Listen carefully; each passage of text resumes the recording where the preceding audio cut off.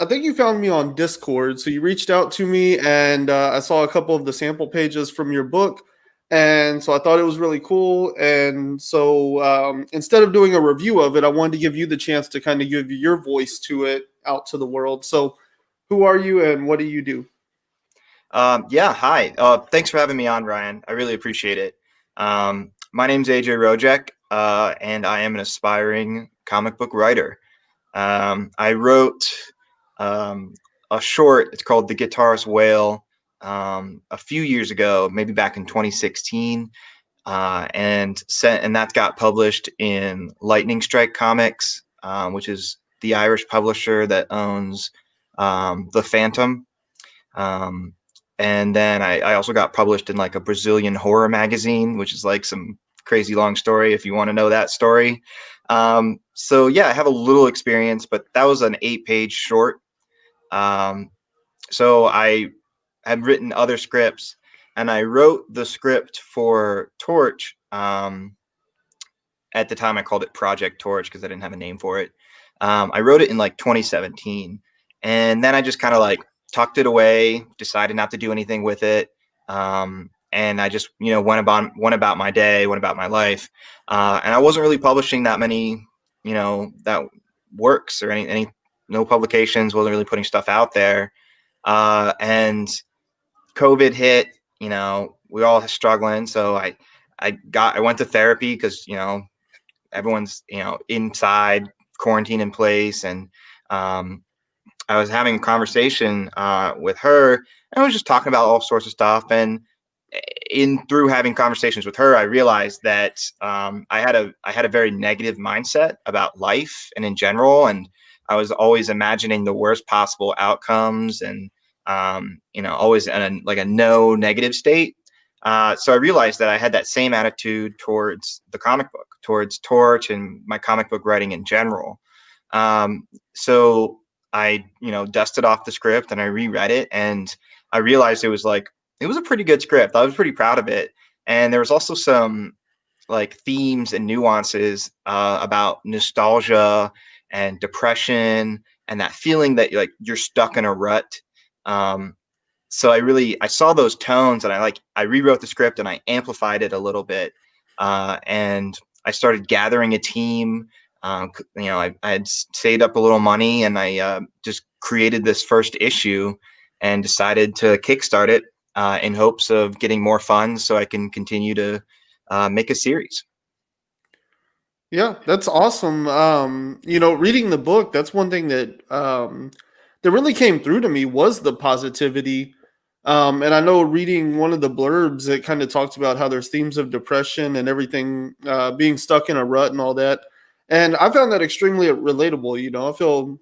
I think a lot of people are in that place, and I think, the quarantine and the lockdown and being forced out of your job, some people seem so desperate to go back to work and other people don't, and it just tells you that there is like this, social movement right now, like to get out of these places we've become stuck in, and to start looking and thinking outside the box. So I thought this character was really relatable for the time. So it kind of makes sense, your timeline when you're talking about it. Like, yeah, I think a lot of people would relate to this character, but there's also a lot of positivity coming out of it too, because this character is very excited for what could be, and the opportunity, and definitely launches herself into the future optimistically, and so I'm excited to see where it goes. And that's one thing I would really hope other people see too and want to continue to read this story, because this character, it seems like she's just excited for the future, and that makes me want to go on that journey as well.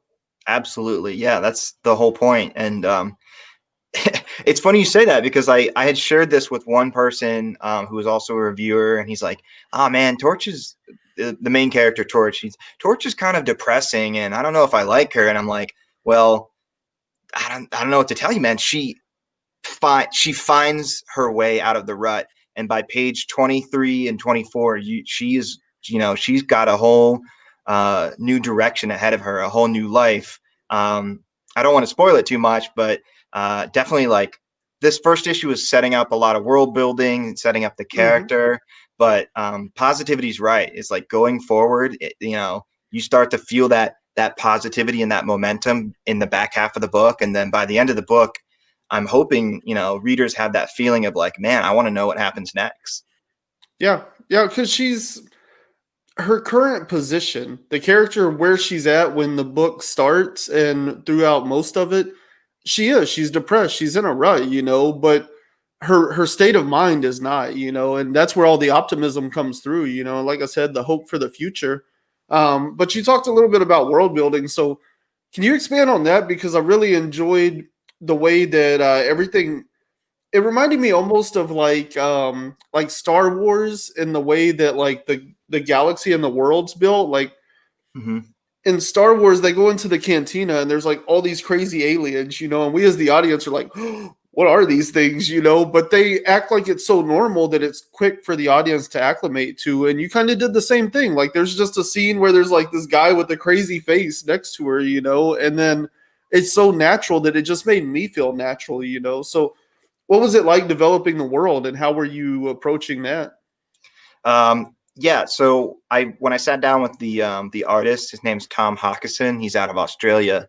I said he sent me like a sheet, and it's like describe the vibe of your sci-fi world, and there was like a bunch of options. Like you could do diesel punk, steampunk, ray punk, and I was like, Tom, I'm going for Blade Runner. That was the vibe I was going for. It's just like a Blade Runner world where just cultures and languages are melding together, because you could tell this story without a sci-fi element. It could stand on its own, but I wanted to integrate that sci-fi element so that there's so much more flexibility going forward and creating this story. So yeah, Star Wars Cantina is right. There's a couple pages where I just said, hey, Tom, just go nuts, go crazy. And he really did. He created a lot of stuff that I would never have considered in the pages. Awesome. Yeah. You know what else I could see? The Fifth Element.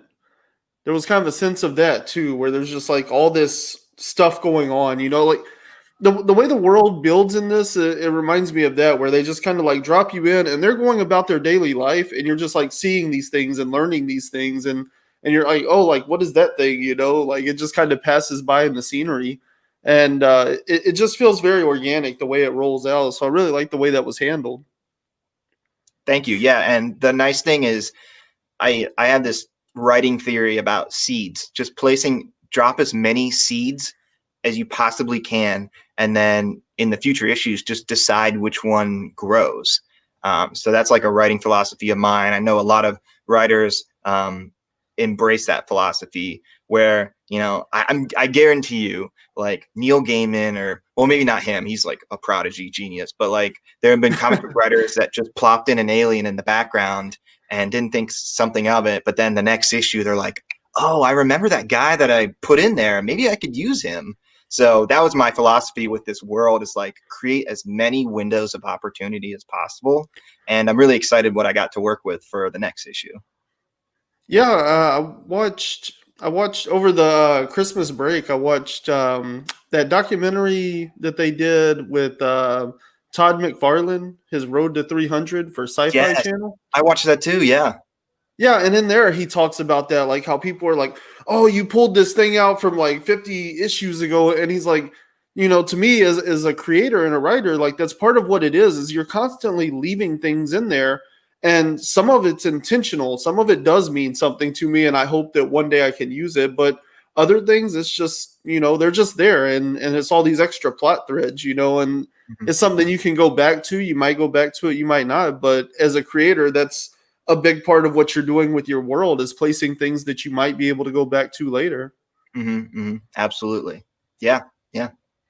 One of the other really cool scenes I liked is whenever, like the way that there's like parts where they don't actually translate the alien language. In fact, the lettering is even in the alien language, like it's indecipherable what it is. And I guess, like, what are your thoughts on that? Because I really like that. The Expanse, I don't know if you've watched that, but that does that, where they have like Martians that speak in this Mars language, but like there's no subtitles or anything for it. It's all really, through the body language and the acting, and Thompson Heller is a comic series that's intergalactic based, and they have some scenes where they don't translate the words. So, like, what was your thinking with that? Why'd you decide to go ahead and do that as well? I was just really taking a page out of like Star Wars book. In Star Wars, there's aliens chirping and doing different languages. So I said, why not? Just make sure people realize that this is not just a run of the mill story. This is, sci-fi in its purest form. Um, I didn't want to rip off Star Wars, but I was inspired by Star Wars. When I first wrote the story back in 2017, I said to myself, this is a combination of Star Wars and the Hurt Locker combined together.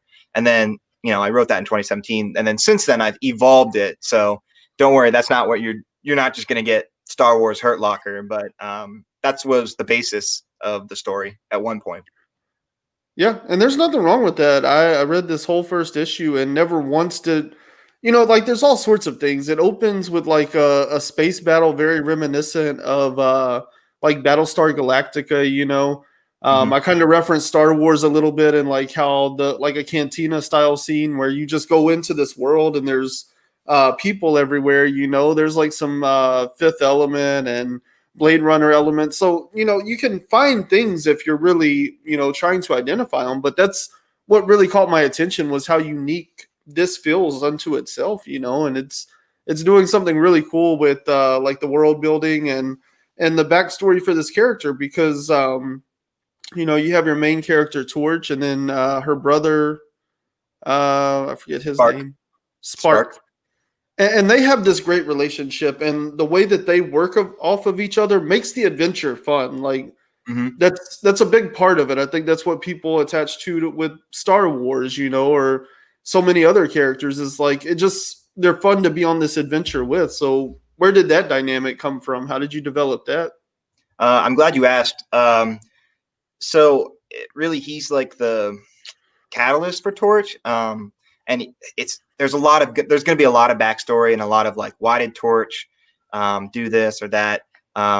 A quick overview of the story, unless you're editing it in earlier. The story is about Torch Armstrong, who's an ex prodigy star pilot. She was a kid prodigy star pilot that worked for the military until she was put out to pasture. The military just gave her the boot, and now she was forcibly retired. And now she's just drinking away her pension, bored, stuck in a rut. And that's we talked about that theme. And the story takes place where it's her brother's birthday, and she loves her brother, so she wants to do right by him. She takes him to the city for just, a birthday celebration. Uh, and it is when they go to the city that they get into trouble and get into some hot water. And this whole adventure started with Spark. Torch didn't want to like ruin Spark's birthday, so they kind of like do some evasive action and get in trouble with the law. And so Spark is there for that reason. And then also, you know, Spark is to like he's like a sounding board for Torch. He's to help the reader realize and see. I want the reader to see the same things that Spark is seeing. That's a great way to describe it. So Spark is you're going to see a couple panels in the book where Spark is just looking at Torch, and he's like in awe and sees this totally different person, his sister, in a much more happy state, a joyous state.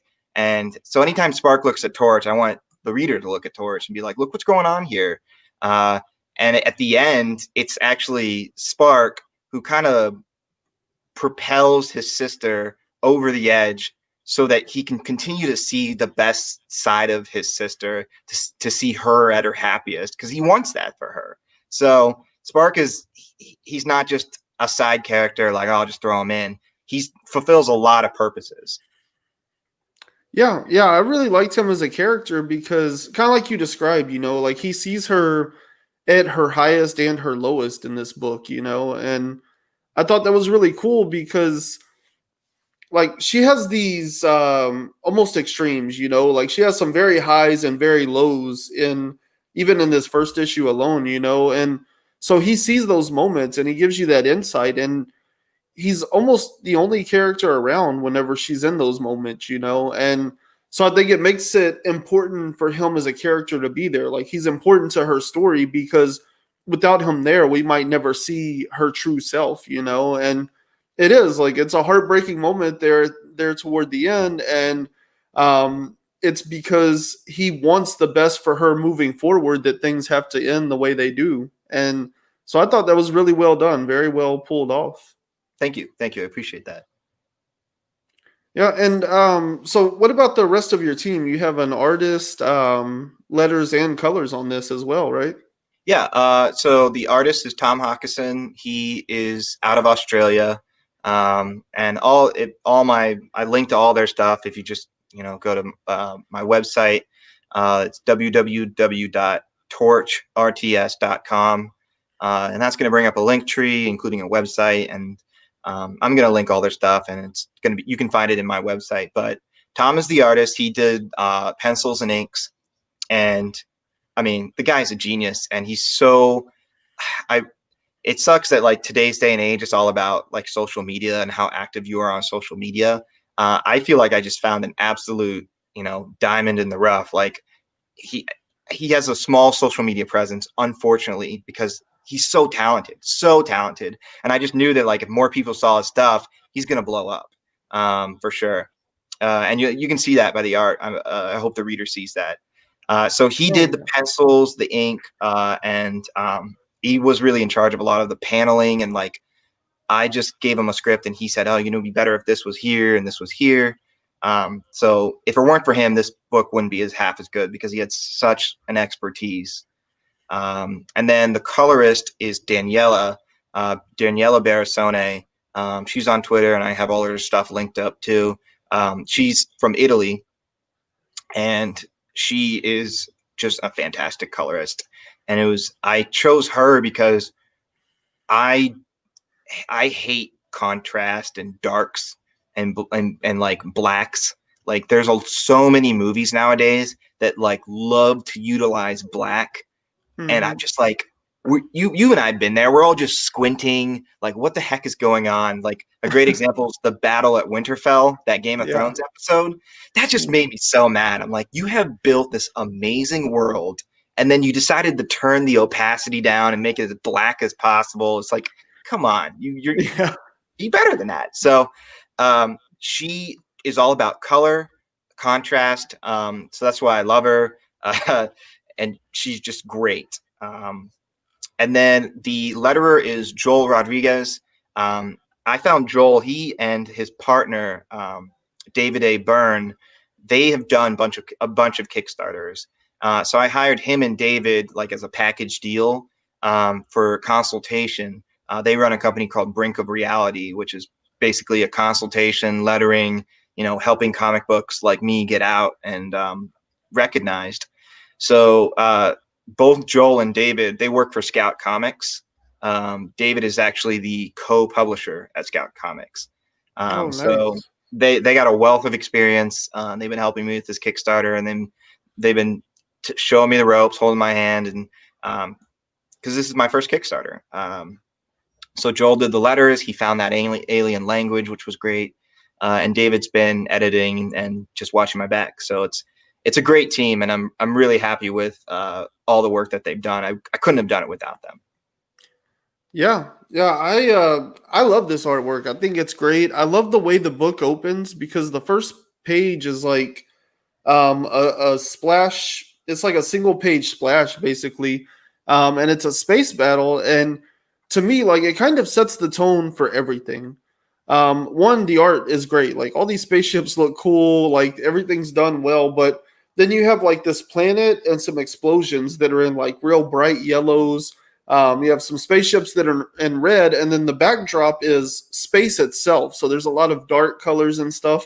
And to me, that's like right there sets the tone. Like it says, this is about as dark as this is going to get and as bright as it's going to get.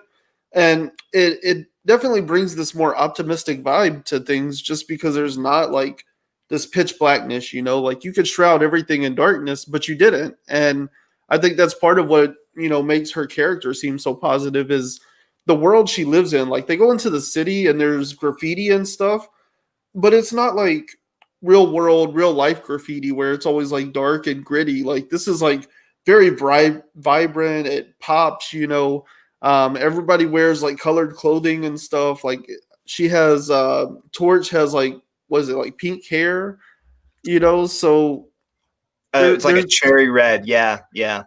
yeah, you know, so there's a lot of color to it, and I really like that because even like the nighttime scenes, like you can see what's going on.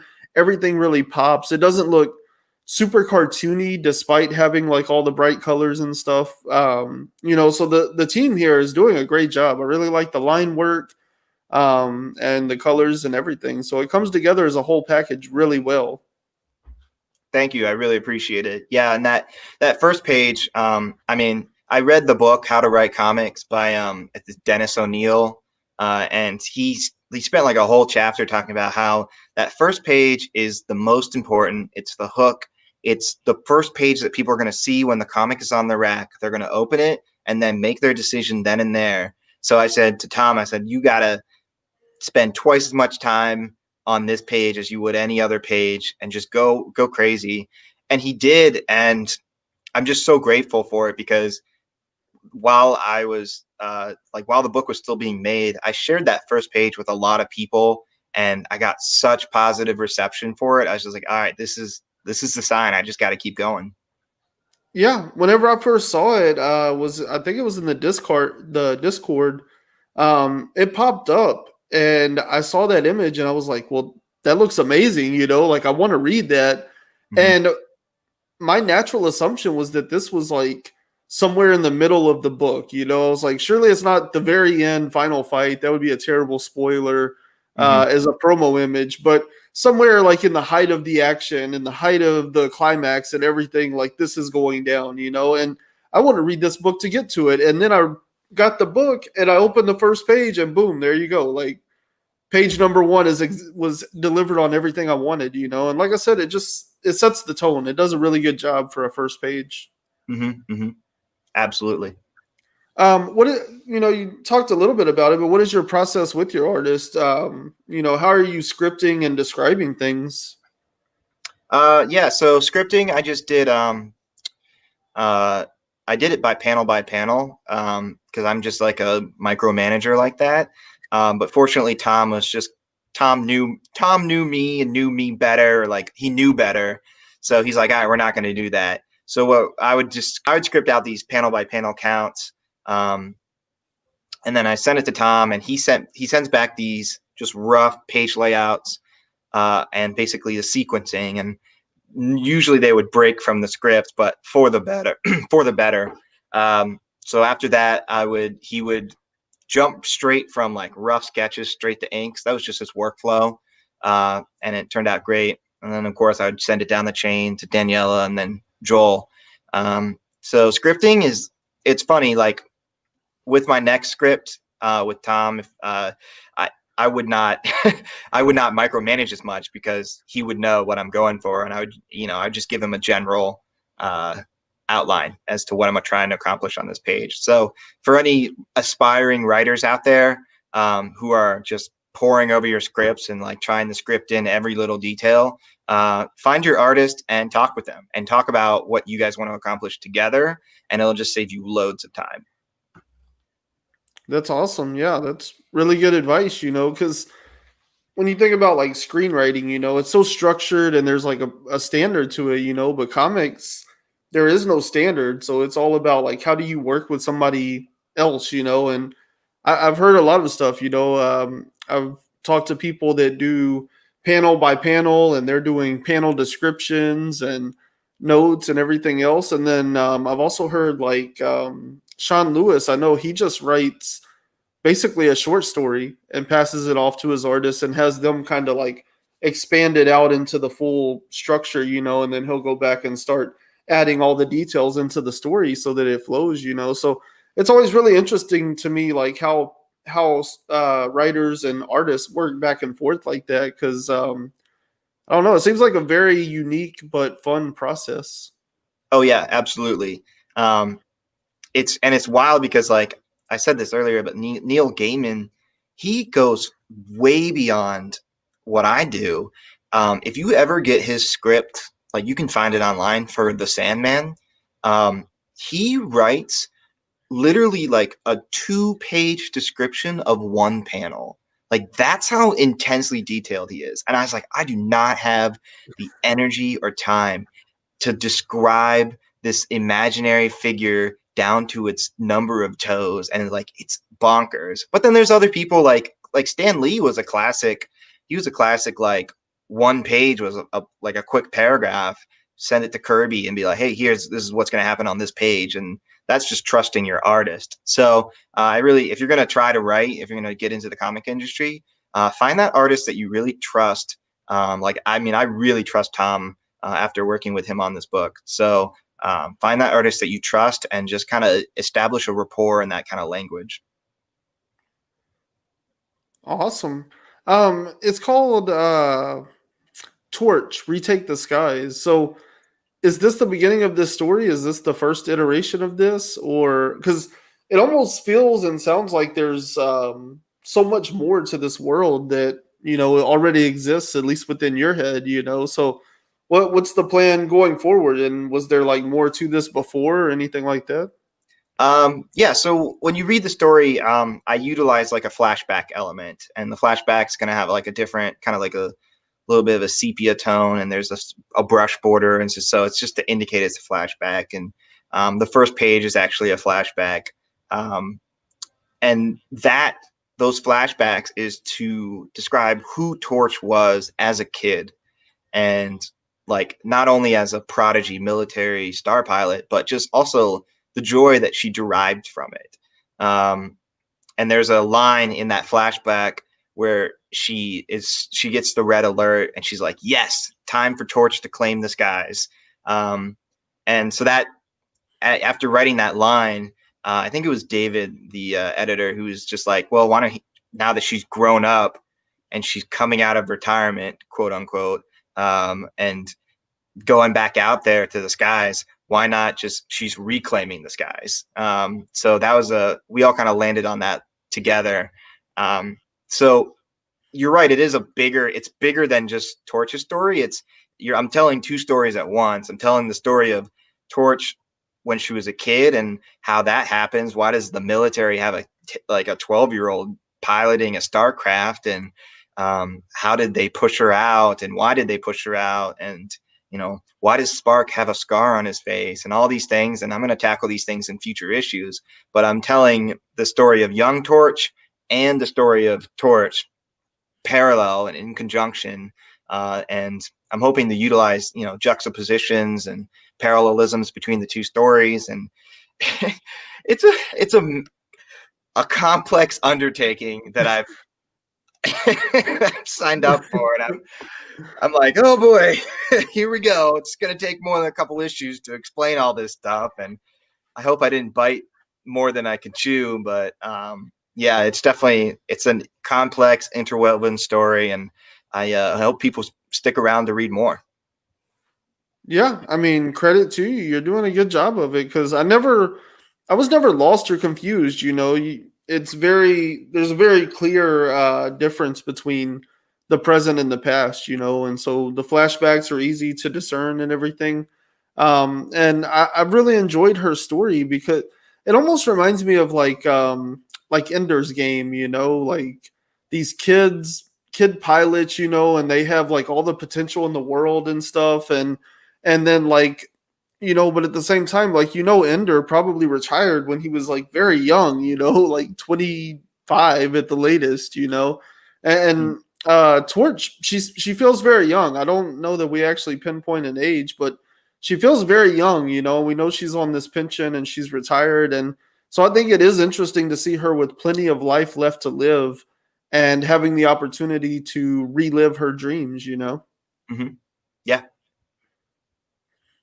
So, what about your other projects? You mentioned, what was it, the Wailing Yeah, the Guitar's Whale. It's just a short guitar? that I wrote back in 2016. I had written it for a submission to like a contest or like an anthology contest, and I thought it was really good. It's basically a twist on the classic "sell your soul to the devil" trope. Um, you know, kind of a simple story, and I think I've improved as a writer since then. I wrote the script, submitted it to the anthology. I didn't win. It didn't clear. I was like, well, I thought that was a pretty good script, so I just went out and looked for a artist, and this was when I was very new and I had like no budget. And I found a guy who in Brazil would do it for $100. And if you're like a comic book art for 8 pages for $100, penciled, inked, and colored, that's absurd. That's pennies on the dollar. And I don't know. In hindsight, I have no idea why he did it. I think he must have just liked the story.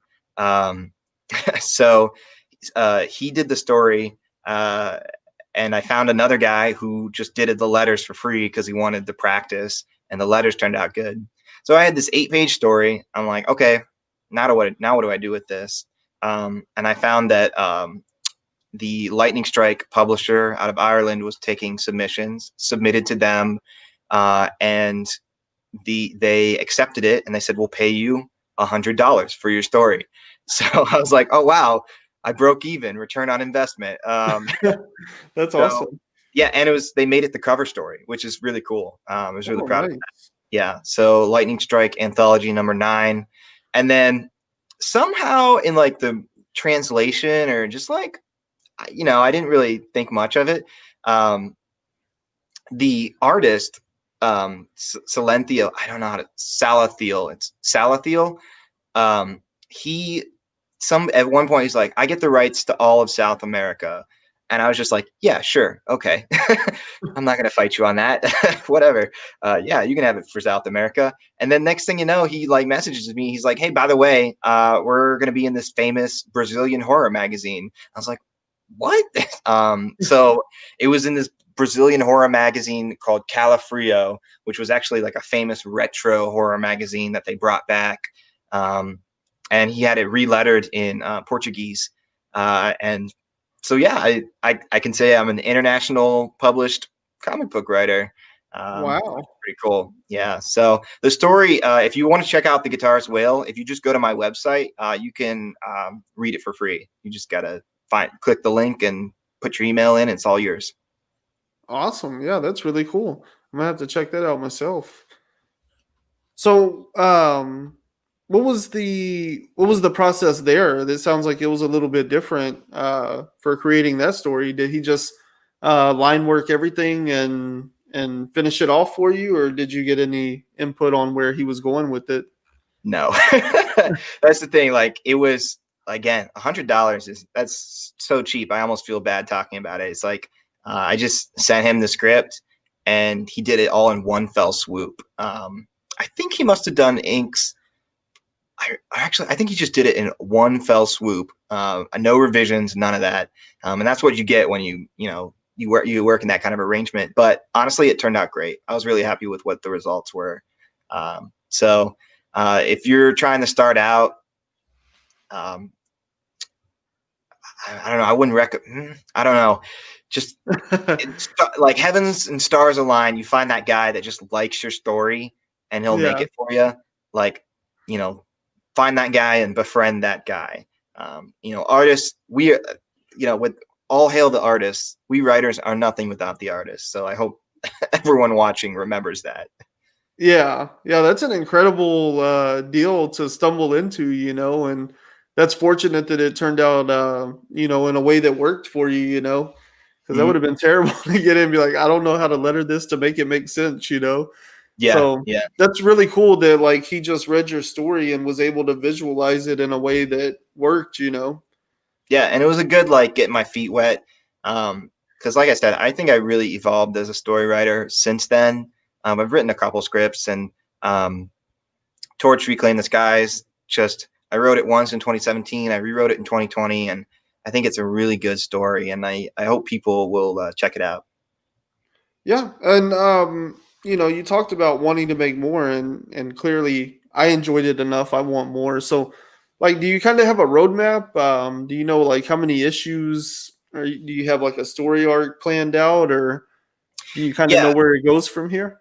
Yeah, so I have at least 6 issues plotted out, but I'm finding that just because I created so many questions and people are gonna want answers. I'm gonna probably go beyond 6, but that's like fingers crossed, knock on wood, look into the future.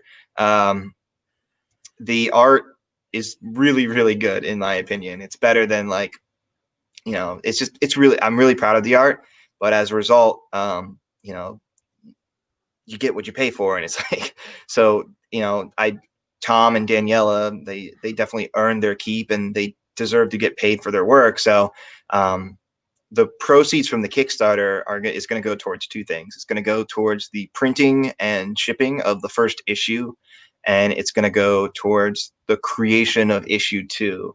And hopefully, I'll have a completed issue 2 and do an issue 2 Kickstarter, and everything will just snowballs. That's the plan, and that's how most people do it. It's just make issues, kickstart these issues, gather more funds, and use those funds to make more issues. No one makes comic books on Kickstarter for profit. That's never the goal.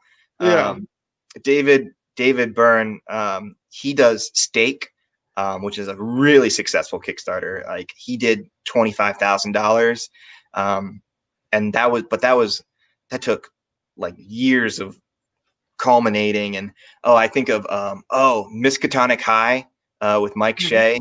If you like continuity and Yeah, I Mike, just talked with him last night. oh, you did? Yeah, Yeah. he's so good because he puts stuff out constantly. Mhm. But Mike started out with issue 1 and just like he generated, he kickstarted his funds and continued to build a following, and now he's up to issue 9 and he's doing a 2-part crossover that's happening like right now. Um, that he had to start from square one. So I can guarantee you that Mike and David and like these guys started from zero, and they didn't start with, oh, I'm going to get rich off of this. They all had the mindset, and I have the mindset of, I'm going to create this issue. I hope people like it. I hope they like it enough that they will back it so that I can make more issues. And I just hope that this series can grow and snowball in a positive direction. So that's really what I'm hoping for this. I definitely entered this like I didn't have the mindset of oh, I'm trying to make a buck. I had a mindset of like, oh, I want to just keep doing this. That's what David said to me last night. We just do this so we can keep doing it. Yeah. Yeah, I mean, that's the thing. Nobody gets into comics to make money because it's a very intense fandom, but it's not a very lucrative one for the most part. So, you have your breakouts, but for the most part, that's what I like about Kickstarter so much is because these are people that are passionate about it, like, I mean, you talked about Mike. I talked with him last night, and it just blew my mind, like how passionate he is about what he's doing and how skilled he is at it, because Kickstarter's been around for what, 8 years now. Yeah. And Mhm. yeah, and it's a new skill for everybody. Just like the idea that like social media managers became a job, but there was no like old guard to learn from. There was no experience, and that's Mhm. what Kickstarter comics feels like right now. Is like people figuring out the model, and I have yet to meet anybody that's doing this on Kickstarter that's making any money off of it. It's all just going back into the hobby. It's a hobby, it's a passion. And so I think that's what makes Kickstarter and Kickstarter comics so different from everything else in the industry right now. Yeah, absolutely. It's a labor of love, and um, yeah. So why don't you explain your Kickstarter campaign a little bit, because it launches on the 19th, right? Yeah, 19th, 1 week from today. Um, it's it's a fairly straightforward campaign. I mean, I think people will be happy with the rewards. A digital copy is going to get you, it's $5, and then a printed physical copy is, I believe we landed on $10. We're talking with printers right now, so that number is not finalized. But we got some great rewards lined up. I did 3 variant covers with some more like people who I just think are very talented and just need to be discovered. Um, The main cover is done by an artist named, her tag is Red Viral, so Redveril. I was introduced to her by Daniela, and she just did this awesome kick-ass cover. Um, where when I met up with her, I was just like, I want to kind of capture the emotion of that inner child and that inner joy that the adult Torch had as a kid.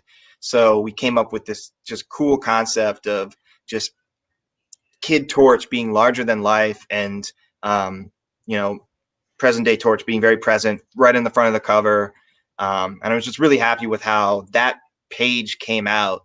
And great coloring, just beautiful colors. Honestly, Red Viral did such a good job. So that's the main cover, and I have 3 variant covers, all with just like cool, very different art styles. One of them's kind of like a manga style. One's uh, very like art brush paint stroke style. That's Leah Kemp. Um, so I encourage you guys to check out the variants. You can check that out on my website, but you can also see it on the Kickstarter page when the launch is. So we're doing regular covers, variant covers. I'm also going to be working with the printers to do foil covers, which is, you know, like those holographic, just shiny covers. And I think that's going to look really cool, especially some of the variant covers. I'm also doing a poster, like a large 11 by 17 poster. And also we're going to do t-shirts. One is going to just be the logo. It's a nice sharp look. And another is actually going to be a cosplay shirt. It's going to be the same shirt that Torch wears in the comic. So if ever someone cosplays Torch, my mind would be blown and I would die a happy man. But yeah, there's the shirt. There's going to be a cosplay shirt. And hopefully we'll hit our funding goal, and we can do some cool stretch goal stuff. But right now I'm just focusing on the mountain ahead of me, which is just getting our funding. That's awesome. And I think we already said it launches on January the 19th, but what is the what do they need to search on Kickstarter to find it? And is there social media platforms for you or the Torch brand itself? Yeah. So the Kickstarter, if you just type in Torch Reclaim the Skies #1, you'll find it there. My Twitter handle is where I'm most active, is AJ Rojek Comics. So AJROJEK Comics.